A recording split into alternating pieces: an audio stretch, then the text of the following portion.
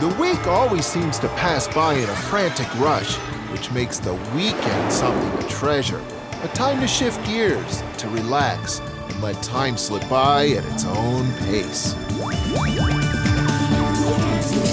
Let me share a secret recipe. Discover an ingredient that fires your imagination. Choose other flavors to match. Find the best way to cook them. My secret recipe? Cooking without a recipe.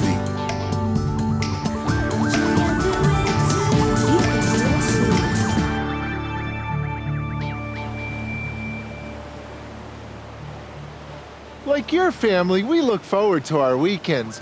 Gabe and Rachel are strolling on the beach. Hey, a nice way to start the day.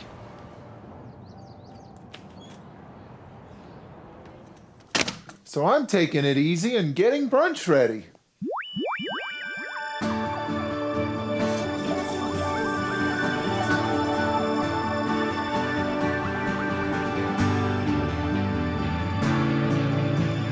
There's nothing like the smell of freshly baked bread to get your day started. And this is my morning, noon, and night master recipe. It's foolproof and it's infinitely variable. Because when you're making bread, you do have to measure a little more carefully than in the rest of the kitchen, but that doesn't mean you can't play around a bit too. Now this calls for 4 cups of flour in total, and you can use whatever flour you care to, whole wheat, all-purpose. Actually, I think I will use all-purpose. It's an easy flour to use in the morning. But you know, one of those cups of flour can also become a cup of grain. And again, any grain will work. Cornmeal, grain mixes, or oatmeal. Now that's an easy morning flavor. Now you don't need any fancy equipment to make bread. All you need is a flat surface and a pile of tasty ingredients. 2 cups and 3 cups. Plus 1 cup of oatmeal. Then top it off with about 2 teaspoons of salt. Then with your hand, simply push that pile of flour into a well of sorts. Make a great big well right in the center of it, because that's where the water's going to go, the warm water. Now it's very important to use warm water, because yeast is alive, and if you use cold water, well, let's just say it goes to sleep and it won't poop up the bread. 1.5 cups. Then just dump the water right into the well. Next up, the yeast. I'll use a full heaping spoonful, a tablespoonful. Now, yeast really likes sugar for breakfast, but here's an opportunity to add some more flavor to the bread, because you don't have to add just plain old white sugar. I actually think honey will work nicely with oatmeal. 2 ounces or so, 1/4 cup. And then a splash of oil. I just happen to be using olive oil, but again, any oil will work just fine. In fact, melted butter would taste good too. This is a secret of bakers everywhere. Powdered milk. It'll add a nice rich flavor to the bread. A couple of spoonfuls will do it. Here's something I've been meaning to try. These will add some AM flavor.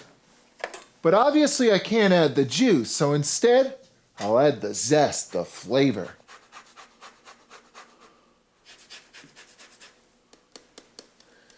Now see all those bubbles in there? That means the yeast is alive and kicking. It's having a good morning. Now I need to get kneading.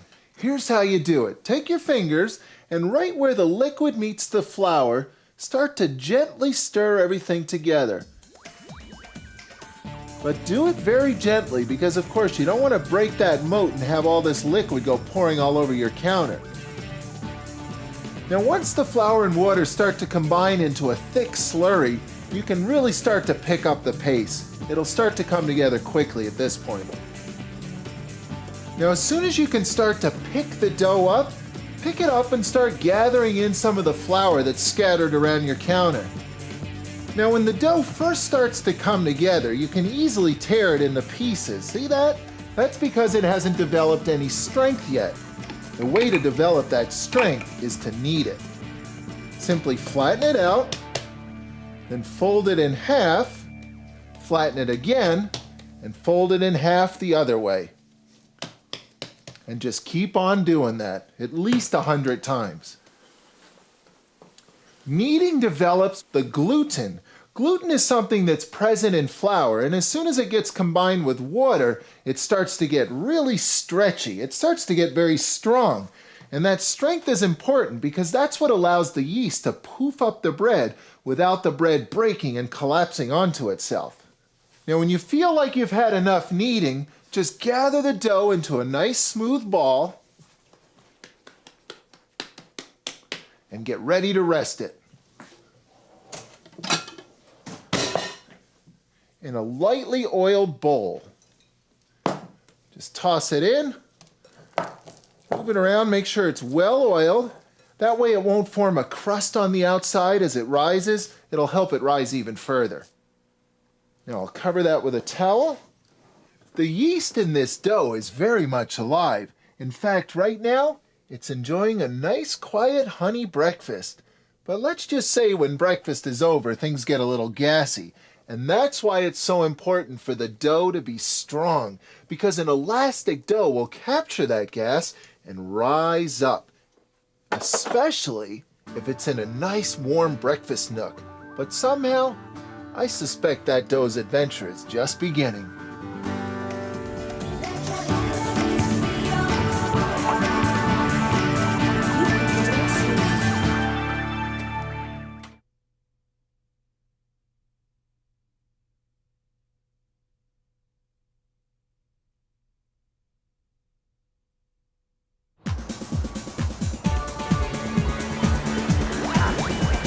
Steve and Rachel are on a little morning stroll, and I'm on an AM mission creating a brunch to greet them when they get back. Hey, it's the weekend. Time to slow down and live a little. To rest comfortably, like my infinitely variable breakfast dough. Today it's scented with orange zest and packed with oatmeal. Well, it sure looks like that yeast had a nice breakfast. That dough is doubled, and now it's almost good to go. But you know, I don't think I'm going to make a loaf with it anymore. I've got a better idea. How about butterscotch breakfast buns? Nice and easy. I'll start by making a simple caramel. I'll add some butter to it, butterscotch, and then wait till you see how the bread gets added. Now I'll add some water around the outside of that sugar. Another cup or so, but the measurement really doesn't matter because the water's going to disappear anyway. Now when you're making caramel, whatever you do, don't stir it, because stirring actually encourages crystallization. You'll end up with a sandy mixture, and you don't want that. Instead, just let the water and sugar dissolve naturally, and everything will be just fine. Now watch for the sugar to start changing color. Then start swirling the pan because you want it to brown evenly. Swirl it gently, and you're looking for a light golden brown. Now you've got to be prepared to shut the heat down in that pan in a heartbeat, and just turning it off doesn't do it. And since I'm making butterscotch, here's the ideal candidate. Butterscotch, butterscotch.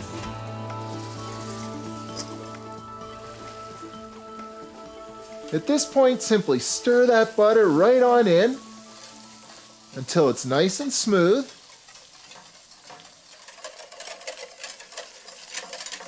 And in a few seconds, the sugar will start to cool down. It will cool to the same thickness as the melted butter, and the two will combine easily into a nice smooth butterscotch.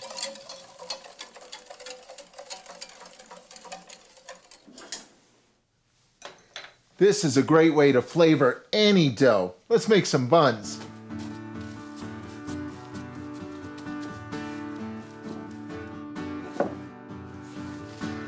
Now I'll cut this into 12 even pieces. And now I need a baking pan, but not just any baking pan. How about a baking pan full of butterscotch? Now that yeast is not done yet. So I'm just going to let it sit there and rest comfortably, and it'll continue rising again. When it's done, it'll be ready to bake off in the oven. 375 degrees is the perfect temperature to bake those off. So while they get to know the butterscotch and the oven preheats, I think I'll get some more flavors ready for the buns. Here's a great one. This is called yogurt cheese. It's really tasty. It'll make a great bread spread, and it's super simple to make. Yogurt's tangy taste is one of Mother Nature's best and most flavorful dairy sources. But try concentrating all that goodness for a versatile flavor revelation. Simply pour a container of your favorite plain yogurt into several coffee filters and let it rest. After a few hours or even overnight, much of the natural moisture of the yogurt will drain away, leaving behind a rich, concentrated, cheese-like cream. Try it, and you'll see yogurt in a whole new light.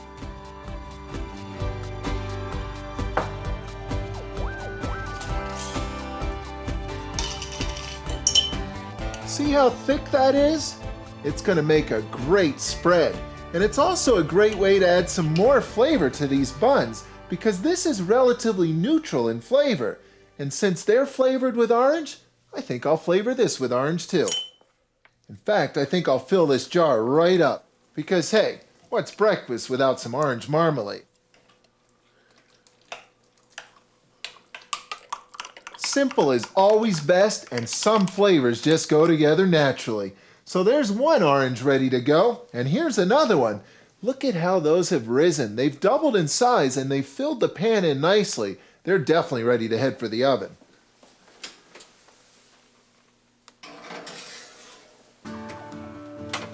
What a great way to get the weekend started. Now, where did I leave that watermelon?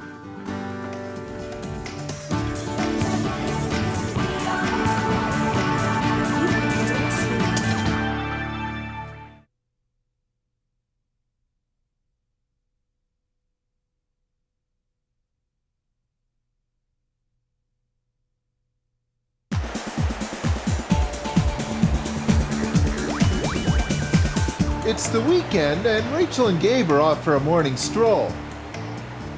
I'll have brunch ready when they get back. I'm relaxing in the kitchen. On the menu, today's version of my never made the same way twice bread dough.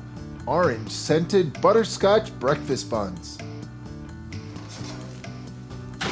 Of course, these taste best when you turn the flavor upside down. And Rachel and Gabe thought I was just going to bake a loaf of bread. A grapefruit salad really only needs one thing: grapefruit, and lots of it. Like watermelon. Not only does this taste great, but it looks great, and it comes with its own bowl. Actually, not only is it fun to carve a watermelon, but it's pretty simple too. Here's something that'll help you carve a watermelon the very first time you try. Some toothpicks. Basically, this is called connect the dots. Put one right there. And the smaller your knife, the better, because a small blade can really curve sharply. Now for some melon balling. Now, a good fruit salad is full of a lot more than just watermelon, and since I'm scooping out the entire insides of this, I think what I'll do is turn the rest of it into a drink and carry on with the fruit salad.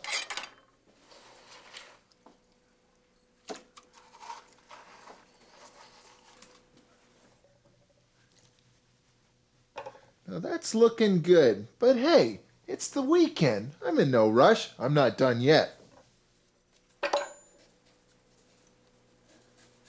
I could scallop this thing all the way around, add a few more flourishes and doohickeys, but you know what? I think it's time to fill it up with some fruit. An apple, any apple, a crisp red delicious. A fuzzy kiwi.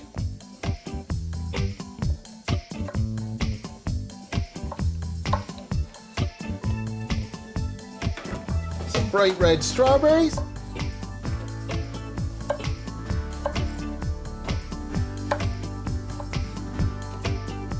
and a nice bright orange.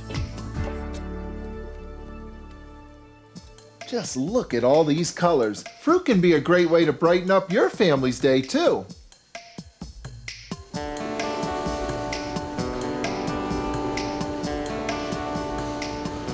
Fruits are Mother Nature's convenience food, which is why they make perfect little snacks. They're full of all kinds of vital nutrition and lots of natural energy. Hey, they help you perform at your best. Good thing I've got a tab here. Fruits are powerful. They're loaded with phytochemicals. That's right, phytochemicals. They easily take on diabetes, some cancers, and even heart disease. Hey, you know what they say? A red delicious a day keeps the doctor away. Where else in the supermarket can you find so much tasty goodness? Because perhaps most importantly, fruits are full of flavor.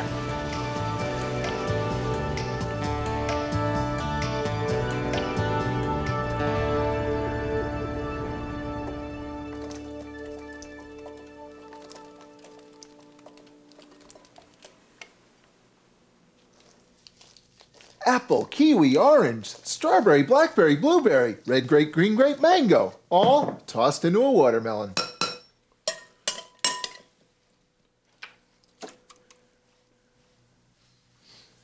Of course, the only thing missing here is an egg or two, because it is brunch after all.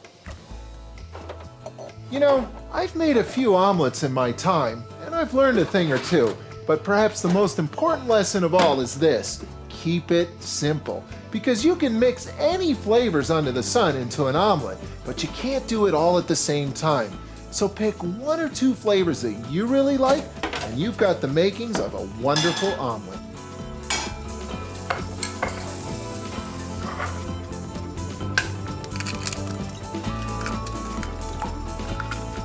Perhaps a fresh herb, like thyme. I prefer aged cheddar cheese for no other reason than it has more flavor. My first day on the job as an apprentice cook, the chef said to me, "Monsieur, une omelette s'il vous plaît." So I made him what I thought was a pretty tasty omelet. But let's just say that we didn't see eye to eye on my technique, because he was expecting something white and fluffy, very classical, but I gave him something brown and flavorful. Well, after I finished cleaning the omelet off the wall, I said to the chef, "Merci beaucoup," but I said to myself, you know, as long as you get all these flavors in and out of the pan in one piece, and you like the way it tastes, then you get an A+ in Omelet Making 101. And when you reach the point that you really don't have any more liquid egg in the pan, just let it hang out for a second, because the heat that's in the pan will penetrate through the egg and cook the top of the egg as well.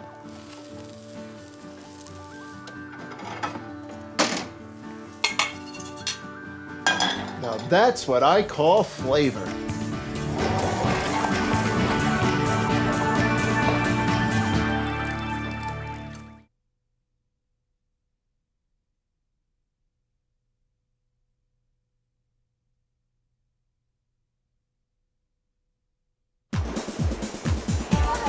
Weekends are made for relaxing in life and the kitchen. And when you remember that weekends are the perfect time to cook up some fun, you can have your butterscotch breakfast buns and eat them too. Perhaps with a nice orange yogurt bread spread. Actually, the only thing missing here is some mint with the fruit salad. Now I could just toss these leaves right on, but you know, to really disperse their flavor throughout the salad, the best thing to do is slice them a bit. And ah yes, the pièce de résistance. Now we're talking. Edible art. Now I packed a lot of flavor into that watermelon, 10 different fruits. But I also took a lot of flavor out of that watermelon, and here it is. It's time for some watermelon fizz.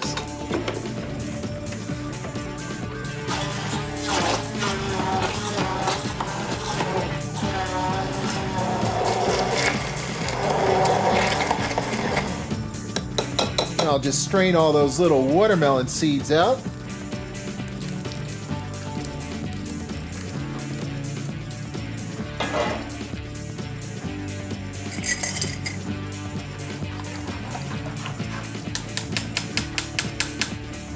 There's the fruit. Now for the fizz. This is one of my favorite weekend drinks right here.